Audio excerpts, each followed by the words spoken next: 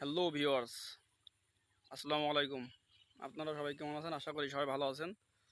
তো আজকে আমি পাটের জমিতে আসছি এক ভিডিও করতে। আপনারা দেখতে পাচ্ছেন আমি আছি পাটের ক্ষেতে। তো এখানে আজকে পাট সম্পর্কে আপনাদের সাথে আলোচনা করব পাটের একটি বিষয় নিয়ে।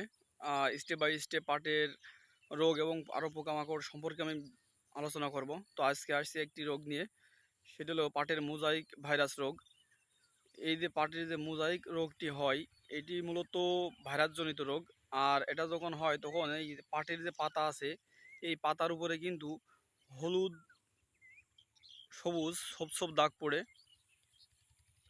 তো এই যে দাগগুলো পড়ে, এটা কিন্তু সাধারণত সাদা মাছি পোকার আক্রমণে এটা হয়ে থাকে। এর জন্য যখনই আপনারা দেখতে পাবেন যে হলুদ সবুজ ছোপ ছোপ দাগ পড়েছে পাতায় বা পাতার নিচের নিচের এই উল্টো পাশে, এই যে পাতাদের প্রথম পাশ তাদের উল্টো পাশ থাকে, উল্টো পাশে যখন সাদা মাছি পোকা দেখতে পারেন, তাহলে ওই গাছটি উপড়ে ফেলে দেবেন। উপড়ে ফেলে দিয়ে মাটিতে পুঁতে ফেলবেন। আর যে পোকার আক্রমণ দেখা পায় এই গাছগুলো করবেন। আর যদি এই ধরনের জমিতে এই ধরনের গাছ যখনই দেখতে পাবেন, তখনই সেই গাছটি তুলে ফেলে অপসারণ করবেন এবং মাটিতে কিন্তু পুঁতে রাখবেন। আর যদি সাথে কাজ যদি না হয়, তাহলে এর জন্য দমন ব্যবস্থায় যেতে হবে।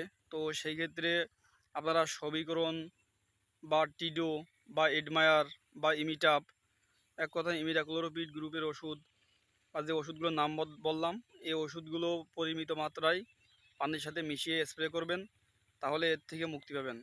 তো তখন যারা ভিডিওটি দেখলেন, প্রত্যেকের সুস্বাস্থ্যতা এবং দীর্ঘায়ুতা কামনা করে আজকে ভিডিওটি এখানে শেষ করছি।